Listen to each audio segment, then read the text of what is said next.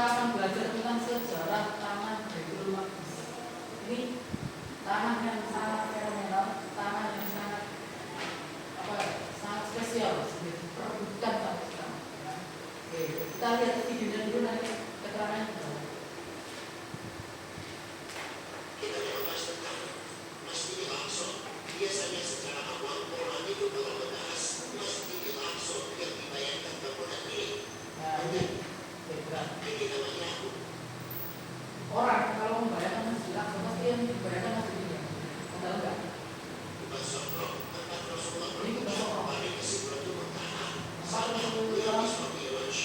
Rasulullah biasanya ini. Ini juga. Ini masjid ada di samping situ tetapi mana di area yang masjid Baitul Aqsa tadi. Nah, itu masjid apa sih?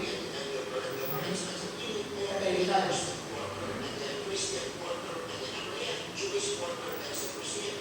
Ini juga sebaiknya tidak kita jadikan pegangan. Ada satu wilayah yang dimana itu Yerusalem. Apa itu sebetulnya Baitul Maqdis itu sendiri?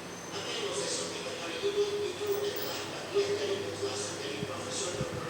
Ada dua besok Profesor Al-Hawesi ahli dalam ke Baitul Maqdis. Bisa berkata bahwa before they occupied the land. Nah, dia punya kata-kata ini. Before they occupied the land, they occupied the mind of Muslim. Sebelum mereka menjajah tanah Baitul Maqdis, mereka menjajah pikiran-pikiran umat Muslim. Jadi sebelum mereka menjajah tanah ini, Oke, sudah menjajah. Nah, kita mulai dari awal. Ini kita ya. Ini. Oke.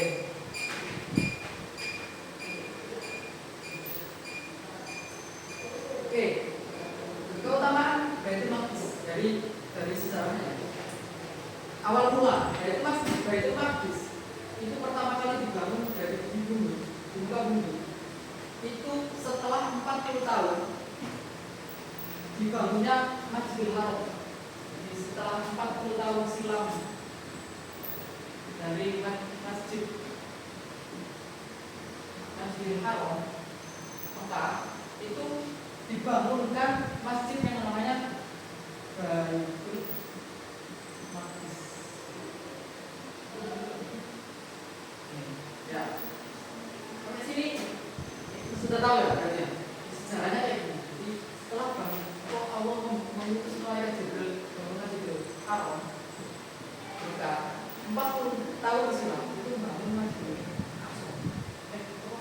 Maqdis. Lalu kemudian 20 tahun langsung kita tarik 23 tahun masa kematian. Biar kita tahu data spesialnya Masjidil Aqsa. Nah, Rasulullah kan 23 tahun masa kematian. Nah, di tahun berapa Rasulullah mulai pindah dari berkiblat ke Baitul Maqdis, terus pindah ke Masjidil Haram. Ini kan ada perpindahan, sejarah perpindahan. Dari mana Baitul Maqdis itu sebenarnya menjadi kiblat umat Muslim, lalu dipindah dari ke Masjidil Haram. Hah? Kenapa? Ada yang saya nggak tahu mungkin. Ya. Jadi setelah Rasulullah hijrah ke Madinah, Rasulullah hijrah ke Madinah 1 tahun 6 bulan lamanya, itu Rasulullah meminta atau berdoa kepada Allah untuk pindah kepada Masjidil Haram itu. Nah, ya. Jadi 23 tahun kenabian, 10 tahun 13 tahun 13 tahun di Mekah, 10 tahun di Madinah, 1,6 tahun beliau setelah di Madinah pindah kiblat ke Masjidil Haram. Jadi totalnya 14,6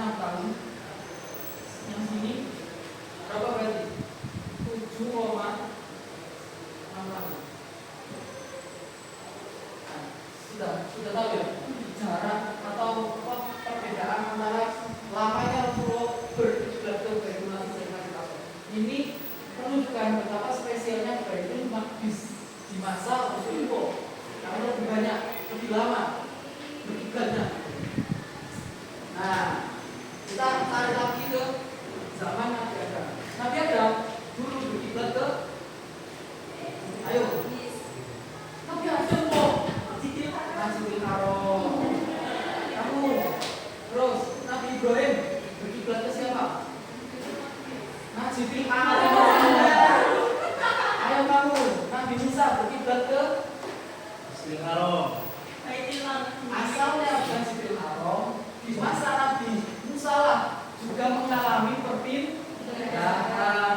Jadi sama kayak Rasulullah ada mengalami perpindahan. Cuma yang Rasulullah dari Mabis ke Masjidil Haram. Nabi Musa dari Masjidil Haram ke Mabis. Jadi Mabis. Nah itulah ya. Itulah masa Rasulullah. Oke. Kenapa Baitul Maqdis ini penting? Kenapa Baitul Maqdis penting? Ayo kamu, dari Tuban. Harusnya Tuban lebih paham, soalnya Tuban lebih dekat dari Baitul Maqdis. Ayo, kalau bisa jawab nanti dapat. Apa? Kenapa Baitul Maqdis itu penting? Ya, coba siap. Harusnya kamu bisa dong. Karena kamu sama coba siap. Ayo.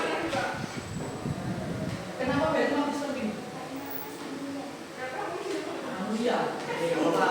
Kamu gini, kamu juga dekat dengan Baitul Maqdis. Caranya dari sini. Ayo. Kenapa Baitul Maqdis penting? Sudah, oke. Jadi Baitul Maqdis penting karena apa? Karena Allah Subhanahu wa Ta'ala sering mention ini di dalam Al-Quran pada ayat-ayat yang diturunkan di sini. Paham? Kenapa kok ini penting? Karena Allah mention atau menyebut atau mengisahkan Baitul Maqdis di Quran pada ayat-ayat yang diturunkan di Mekah. Coba perhatikan. Contoh ayat apa? Ini ayat surat Maryam yang menceritakan apa Nabi Zakaria dan Imran merupakan imam di Baitul Maqdis. Terus surat Maryam juga, surat Muzammil juga ada, surat Al-Maidah tentang tanah suci Baitul Maqdis. Itu semuanya diturunkan di Baitul di Mekah. Surat-surat itu. Nah, kenapa kok diturunkan di Mekah? Bayangkan, di Mekah itu kan pertama kali Rasulullah diutus untuk menjadi Rasul sebelum pindah ke Madinah. Nah, di Mekah itu proses awal pembentukan akidah, proses pembentukan iman di hati para umat muslim.